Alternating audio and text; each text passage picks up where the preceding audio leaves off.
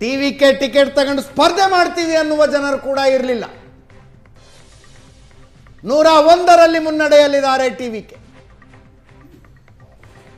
118 magic number ಅಲ್ಲಿ.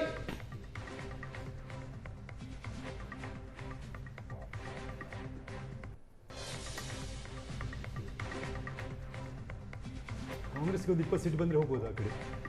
ಕಾಂಗ್ರೆಸ್ ಒಂದು 20 ಇದ್ದಾರೆ ಗೊತ್ತಿಲ್ಲ ಅವರಿಗೆ. ಹೇಗೋ ಸ್ವಲ್ಪ ರಿಲೇಷನ್ ಉಂಟಲ್ಲ ಅವರಿಗೆ. ಅವರು ಒಂಥರ ಅಲಯನ್ಸ್ ತುಂಬಾ ರಿಲೇಷನ್. ಹಾಗಾಗಿ ವಿಜಯ್ ಸ್ವತಃ ಟ್ರೈ ಮಾಡಿದ್ರು. ರಾಹುಲ್ ಗಾಂಧಿ ಅವರ ಜೊತೆ ಮಾತಾಡಿ ಕಾಂಗ್ರೆಸ್ ಜೊತೆಗಿನ ಮೈತ್ರಿಗೆ ವಿಜಯ್ಗೆ ಬಹಳ ಮನಸ್ಸಿತ್ತು. ಕಾಂಗ್ರೆಸ್ಗೆ ಸೀಟ್ ಅಂತ ಈಗ ಗೊತ್ತಿಲ್ಲ ಅದರಲ್ಲಿ 47ರಲ್ಲಿ. ಕಾಂಗ್ರೆಸ್ಗೆ ಎಷ್ಟು ಸೀಟು ಇಂಡಿವಿಜುವಲಿ ತಮಿಳುನಾಡಿನಲ್ಲಿ ಗೊತ್ತಾಗುತ್ತೆ ನೋಡಿ ಪ್ರಶಾಂತ್. ಈಸಿ ಆಗ್ತದೆ ಆಗ, ಗೌರ್ಮೆಂಟ್ ಫಾರ್ಮೇಷನ್ ಈಸಿ ಆಗ್ಬೋದು ಆಗ. ಎಸ್ ಅಶ್ವಥ್ ನಾರಾಯಣ್ರೆ, ಪಶ್ಚಿಮ ಬಂಗಾಳ ಒಂದು ಹಿಸ್ಟಾರಿಕಲ್ ಆಗುತ್ತೆ ಈ ಟ್ರೆಂಡ್ ಮುಂದುವರೆದ್ರೆ. ಅಂದರೆ ಒಂದು ಪಕ್ಷ ಸಂಘಟಿತವಾಗಿ ಶ್ರಮ ಹಾಕಿದ್ರೆ ರಿಸಲ್ಟ್ ತೆಗಿಬಹುದು ಅನ್ನೋದಕ್ಕೆ ಉದಾಹರಣೆಯಾಗಿ ನಿಲ್ಲುತ್ತೆ ಅನ್ಸುತ್ತೆ ಪಶ್ಚಿಮ ಬಂಗಾಳ. ಒಂದು ಈ ವೆಸ್ಟ್ ಬೆಂಗಾಲ್ದು ರಿಸಲ್ಟ್ ನೋಡಿದ್ರೆ, ಈಗ ವೆಸ್ಟ್ ಬೆಂಗಾಲು ಮತ್ತು ಟಿವಿಕೆ ತಮಿಳ್ನಾಡುದು ಒಂದು ಟಿವಿಕೆ ಬಗ್ಗೆ ಆವಾಗಲೇ ಮೊದಲೆಲ್ಲ ಚರ್ಚೆ ಆಗ್ತದೆ. ಅವ್ರಿಗೆ ಆರ್ಗನೈಸೇಷನ್ ಇಲ್ಲ, ಸಂಘಟನೆ ಇಲ್ಲ, ಹೌದು, ಬ್ಲಾಕ್ ಅಧ್ಯಕ್ಷರುಗಳಿಲ್ಲ, ಜಿಲ್ಲಾ ಅಧ್ಯಕ್ಷರುಗಳು ಯಾರೂ ಇಲ್ಲ, ಟಿಕೆಟ್ ತೊಗೊಳೋರಿಲ್ಲ ಅಂತಿದ್ರು. ಆದರೆ ಅದೇ ಸಿಮಿಲರ್ ಆಗಿ ವೆಸ್ಟ್ ಬೆಂಗಾಲಲ್ಲಿ ಬಿ ಜೆ ಪಿದು ಆರ್ಗನೈಸೇಷನ್ ನಾವು 77 ಸೀಟ್ ಏನು ಕಳೆದ ಲಾಸ್ಟ್ 2021ನಲ್ಲಿ ಬಂತು, ಅವತ್ತಿನಿಂದ ಇವತ್ತಿನವರೆಗೂ ಸಂಘಟನೆ ಅನ್ನತಕ್ಕಂಥದ್ದು ಕಂಟಿನ್ಯೂಟಿ ನಮ್ಮಲ್ಲಿ ಇತ್ತು. ಅದು ಎಷ್ಟೇ ಹರಾಸ್ಮೆಂಟ್ ಇದ್ದರು, ಎಷ್ಟೇ ಲಾ ಆ್ಯಂಡ್ ಆರ್ಡ್ರು ವರ್ಸ್ಟ್ ಕಂಡೀಷನಲ್ಲಿ ಇದ್ದಾಗಲೂ ಸಹ ಬಿ ಜೆ ಪಿಯಲ್ಲಿ ಕೆಲಸ ಮಾಡ್ಕೊಂಡು ಬಂದರು ಕಾರ್ಯಕರ್ತರ ಆರ್ಗನೈಸೇಷನ್ನು ಟೀಮಾಗಿ ವರ್ಕ್ ಮಾಡಿರ್ತಕ್ಕಂಥದ್ದು. ಅದು ಇವತ್ತು ಈ ಚುನಾವಣೆಯಲ್ಲಿ ನಮಗೆ ವರ್ಕೌಟ್ ಆಗಿದೆ. ಕಾಂಗ್ರೆಸ್ 3 ಅದು ಚುನಾವಣೆಯಲ್ಲಿ ವರ್ಕೌಟ್ ಆಗಿದೆ. ಆಗಲೇ ಹೇಳ್ದಂಗೆ ಸಿದ್ಧಾರ್ಥ ಶಂಕರಾಯ್ ಅವರು ಹೋದ ಮೇಲೆ ಕಾಂಗ್ರೆಸ್ಸಲ್ಲಿ ಕ್ಲೋಸ್ ಆಗೋಯ್ತು. ಕಮ್ಯುನಿಸ್ಟು ಮನಾಪಲಿ ಮಾಡ್ಕೊಳ್ಳೋದು ಸುಮಾರು ಒಂದು 25-30 ವರ್ಷ ಅವರು ಮನಾಪಲಿ ಮಾಡಿಕೊಂಡ್ರು. ಅದಾದಮೇಲೆ 15 ವರ್ಷ TMC ಮನಾಪಲಿ ಮಾಡಿದ್ರು. ಯಾವುದೇ ರೀತಿ ಡೆವಲಪ್ಮೆಂಟ್ಸ್ ಇಲ್ಲ ಅಲ್ಲಿ. ಅಜಿತ್, ಈ ವೆಸ್ಟ್ ಬೆಂಗಾಲು ಎಂಥ ಇದು ವೆಸ್ಟ್ ಬೆಂಗಾಲು ಪಶ್ಚಿಮ ಬಂಗಾಳದ ರಾಜಕಾರಣದ ಸ್ವರೂಪವೇ ಹಂಗಿದೆ. ನಾಳೆ ಒಂದು ಅಕಸ್ಮಾತ್ ಇವತ್ತು BJP ಇವತ್ತಿನ ಫಲಿತಾಂಶದಲ್ಲಿ ಅಧಿಕಾರಕ್ಕೆ ಬಂದರೂ ಕೂಡ ತೃಣಮೂಲ ಕಾಂಗ್ರೆಸ್ ಮಾಡಿದ ರೀತಿಯ ಪಾಲಿಟಿಕ್ಸ್ ಅನ್ನೇ ಬಿಜೆಪಿ ಮಾಡೋದಲ್ಲಿ ಇಲ್ಲ ನೋಡಿ ಅಜಿತ್. ಕಮ್ಯುನಿಸ್ಟ್ ಪಕ್ಷ ಮಾಡಿದ ರೀತಿಯ ಪಾಲಿಟಿಕ್ಸ್ ಅನ್ನೇ ಬಿಜೆಪಿನೂ ಮಾಡೋದಲ್ಲಿ ಇಲ್ಲ, ಹಂಗಾಗೋದಿಲ್ಲ ನೋಡಿ. ವೆಸ್ಟ್ ಬೆಂಗಾಲ್ ಇದು Kalkatta politics of muscle power ಇಲ್ಲ ಅಜಿತ್. ಕಲ್ಕಟ್ಟ, ಚೆನ್ನೈ ಆ್ಯಂಡ್ ಮುಂಬೈ ಏನಿದೆ, ಬ್ರಿಟಿಷರ ಕಾಲದಲ್ಲೇ ಅದು ಒಂದು ಡೆವಲಪ್ಮೆಂಟ್ ಕಾನ್ಸೆಪ್ಟ್ ಇಟ್ಕೊಂಡು ಅಲ್ಲಿ ಮಾಡಿರ್ತಕ್ಕಂಥ ಸಿಟೀಸ್ಗಳದು. ಇವತ್ತು ಮುಂಬೈ ಮತ್ತು ಚೆನ್ನೈ ಯಾವ ರೀತಿ ಡೆವಲಪ್ ಆಗಿದೆ, ವೆಸ್ಟ್ ಬೆಂಗಾಲ್ ಯಾಕೆ ಡೆವಲಪ್ ಆಗಿಲ್ಲ? ಪ್ರಾರಂಭಿಕ ಹಂತದಿಂದಲೂ ಸಹ ಎಲ್ಲ ಒಂದು ಕಡೆ ಹಿನ್ನಡೆಯಾಗೇ ಬಂತು. ಆಫ್ಟರ್ ಫ್ರೀಡಮ್ ಬಂದ ಮೇಲೂ ಸಹ ವೆಸ್ಟ್ ಬೆಂಗಾಲ್ ಯಾವ ಒಂದು ಇಂಡಸ್ಟ್ರೀಸ್ ಆಗಲಿ ಯಾವುದೂ ಸಹ ಅದು ಡೆವಲಪ್ಮೆಂಟ್ ಆಗಲಿಲ್ಲ. ಏನು ಸ್ವಾಮಿ ವಿವೇಕಾನಂದ, ರಾಮಕೃಷ್ಣ ಪರಮಹಂಸರು, ಸುಭಾಷ್ ಚಂದ್ರ ಬೋಸು, ಎಂತೆಂಥ ಲೀಡರ್ಸ್ಗಳು, ಎಂತೆಂಥ ನಾಯಕರುಗಳು ಬಂದಂಥ ಸ್ಟೇಟ್ ಅದು ಇವತ್ತು ಯಾವ ಮಟ್ಟಕ್ಕಿದೆ? ಯಾವುದೇ ರೀತಿ ಡೆವಲಪ್ಮೆಂಟ್ಸಲ್ಲಿ ಕಮ್ಯುನಿಸ್ಟ್ ಬಿಡಿ, ಅವರು ಬರೀ ರಾಜಕಾರಣ ಮಾಡ್ಕೊಂಡು ಹೋಗ್ತಾ ಇರೋದು. ಡೆವಲಪ್ಮೆಂಟ್ಸ್ ಅನ್ನೋಂಥದ್ದು ಕಮ್ಯುನಿಸ್ಟ್ನಲ್ಲಿ ಇಲ್ಲವೇ ಇದೆ.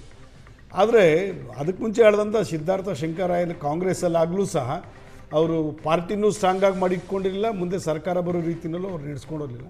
ಕಮ್ಯುನಿಸ್ಟ್ ಏಕಾಏಕಿ ಕಾಂಗ್ರೆಸ್ಸಿಂದ ಹೋದಂಥ ಮಮತಾ ಬ್ಯಾನರ್ಜಿ ಕಮ್ಯುನಿಸ್ಟ್ ವಿರುದ್ಧವಾಗಿ ಹೋರಾಟ ಮಾಡಿ ಬಂದಂಥದ್ದು ಒಬ್ಬ ಸ್ಟ್ರಾಂಗ್ ಲೇಡಿ. ಇವತ್ತು ಅಲ್ಲಿ ನಡೆದಂಥ ಲಾ ಆ್ಯಂಡ್ ಆರ್ಡ್ರು ಸಿಚುಯೇಷನ್ ಏನಿದೆ, ಡೆವಲಪ್ಮೆಂಟ್ಸು, ಕರಪ್ಷನ್ಸು ಜನಗಳಿಗೆ ಬೇಸತ್ತು ಹೋದು. ಯಾಕೆ ತಿಳ್ಕೊಂಡಿದ್ದೀನೋ ಏನಿದ್ರು ಮೈನಾರಿಟೀಸ್ ನನ್ನ ಕೈ ಹಿಡಿತಾರೆ, ಓಟ್ ಹಾಕ್ತಾರೆ. ವೆಸ್ಟ್ ಬೆಂಗಾಲಲ್ಲಿ 30% ಮೈನಾರಿಟೀಸ್ ಇದ್ದಾರೆ. BJPಗೆ ಓಟ್ ಹಾಕೋದಿಲ್ಲ, ಇರೋದೇ 2 ಪಾರ್ಟಿ, BJP ಆ್ಯಂಡ್ TMC.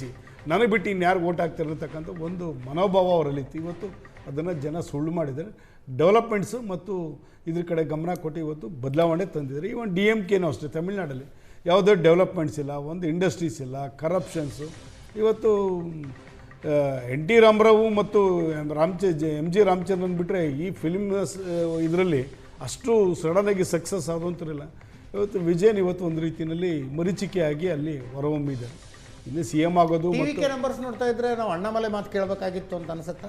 ಇಲ್ಲ, ಆ ಥರ ಎಲ್ಲ ಪೊಲಿಟಿಕ್ಸಲ್ಲಿ ಥಿಂಕ್ ಆ್ಯಂಡ್ ಫಾರ್ವರ್ಡ್ ಅಂತ ಹೇಳ್ತಾರೆ, ಯೋಚನೆ ಮಾಡಿ ಮುಂದೆ ಬರಬೇಕಾಗ್ತದೆ. ನಮಗಲ್ಲಿ DMK ಹೋಗ್ಬೇಕಾಗಿತ್ತು ಅಷ್ಟೇ. DMK ಹೋಗಬೇಕಾಗಿತ್ತು, DMK ಹೋಗಿದೆ. ಇನ್ನು ಮುಂದೆ ರಾಜಕಾರಣ ಬೇರೆ ರೀತಿ ಇರ್ತದೆ. ನೋಡಬೇಕಾದ್ರೆ ಇದೇನಾಗುತ್ತೆ ಅನ್ನತಕ್ಕಂಥದ್ದು. 11:30-12ಗೆ ಫೈನಲ್ ಚಿತ್ರಣ. ಗೆಲ್ಲುವ ರಾಜಕಾರಣ ಮಾಡಿಕೊಂಡು ಬಂದ ಪಕ್ಷ ಸರ್ ನಿಮ್ಮದು, ಯಾರನ್ನು ಕಳಿಸುವ ರಾಜಕಾರಣ ಅಲ್ಲ. ಇಲ್ಲ, ಅದ್ರ ಜೊತೆಯಲ್ಲಿ ಜನವಿರೋಧಿ ಸರ್ಕಾರನು ತೆಗೆಯುವಂಥದ್ದು ರಾಜಕಾರಣ ಜೊತೆಯಲ್ಲಿ ಇದ್ದೇ. ಬಾಗಲಕೋಟೆ RB ತಿಮ್ಮಾಪುರ್ ಮಾತಾಡ್ತಾ ಇದ್ದಾರೆ. ಸೌಜನ್ಯ ಮೂರ್ತಿಯಾದಂಥ HY ಮೇಟಿ ಅವರ ಮಗನು ಮತಗಳಿಗೆ ಗೌರವ ಕೊಡ್ತಕ್ಕಂಥ ವ್ಯಕ್ತಿಗಳಿಗೆ ನಾವು ಮತ ಹಾಕಬೇಕಂತಕ್ಕಂಥ ಬಾಗಲಕೋಟೆ ಜನತೆ ವಿಚಾರದಲ್ಲಿ ಇವತ್ತು ಗೆಲುವು ನಮ್ಮದೇ ಆಗುತ್ತೆ. ಗೆಲುವು ನಮ್ಮದೇ.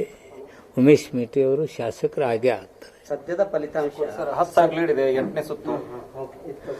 ನೀವು ಒಟ್ಟು ಸುತ್ತಿನಾಗ ನೋಡ್ಕೊಳ್ಳಿ, ಎಲ್ಲ ಕೂಡಿಸಿ ಕಳೆದು ಕೊನೆಗೆ ಗೆಲುವು ನಮ್ಮದೇ. ಸಂಘಟಿತ ಪ್ರಯತ್ನನ ಅಥವಾ ಏನು ಈ ಫಲಿತಾಂಶ? ಸಂಘಟಿತ ಪ್ರಯತ್ನ.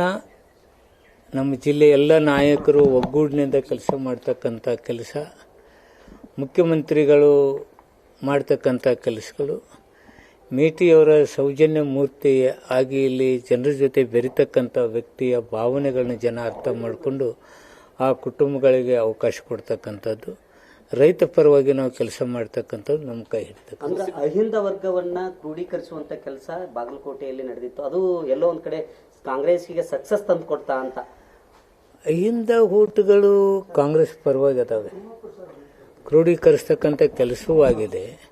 ಅದ್ರ ಜೊತೆಗೆ ಎಲ್ಲ ಜನಾಂಗದವರು ಪ್ರೀತಿ ಮಾಡ್ತಕ್ಕಂಥ ವ್ಯಕ್ತಿ HY ಮೇಟಿ ಅವರಿದ್ದರು.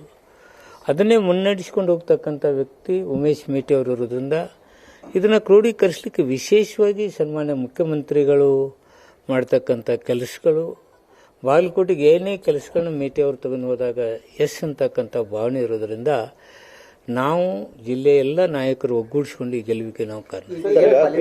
ಬಿಜೆಪಿ ನಗರದ ಓಟ್ಗಳ ಮೇಲೆ ಬಹಳ ಡಿಪೆಂಡ್ ಇದೆ ಸರ್. ಕಾಂಗ್ರೆಸ್ ಗ್ರಾಮೀಣ ಆ ಥರದ್ದು ಏನಾದರೂ ಚೇಂಜ್ ಆಗ್ಬೋದಾ ಅಂತ ನೀವು ಅದನ್ನ ಲೆಕ್ಕನ ಹಾಕಬೇಡಿ, ಗೆಲುವು ನಮ್ಮದೇ. ಸರ್, ಗ್ರಾಮೀಣ ಭಾಗದಲ್ಲಿ ಮಹಿಳಾ ಸಂಖ್ಯೆ ಕೂಡ ಹೆಚ್ಚಿನ ಮತದಾನ ಮಾಡಿತ್ತು.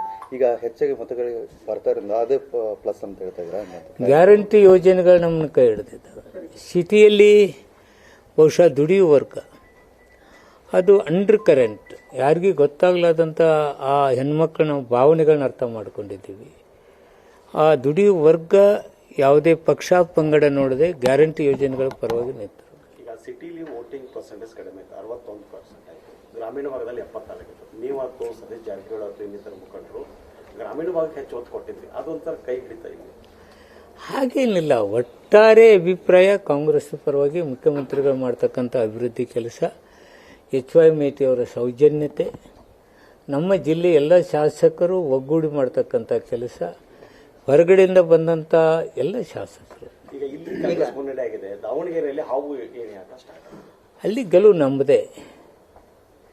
ಹಾವು ಏನೇ ಆಟ ಇರುತ್ತೆ, ಸ್ವಲ್ಪ ಮೈನಾರಿಟಿ ನಮಗೆ ಒಂದು ಸ್ವಲ್ಪ ವ್ಯತ್ಯಾಸ ಬಂದದ್ರಿಂದ ಸ್ವಲ್ಪ ನಮಗೆ ಅವು ಏನೇ ಆಟದಲ್ಲಿ ಕಡಿಮೆ ಮತಗಳು ಬರಬಹುದು. ವಿನ ಗೆಲುವು ನಮ್ಮದೇ.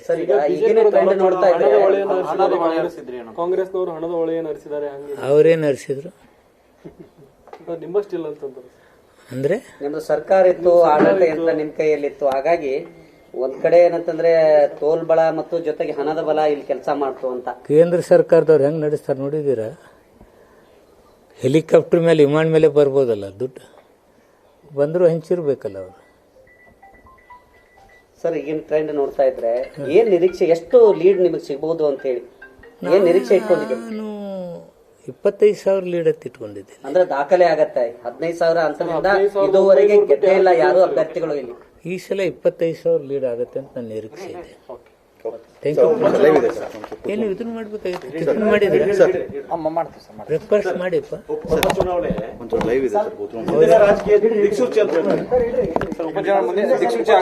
ಉಪಚುನಾವಣೆಗಳು ದಿಕ್ಸೂಚಿ ಅಂತ ಅನಿಸುತ್ತೆ.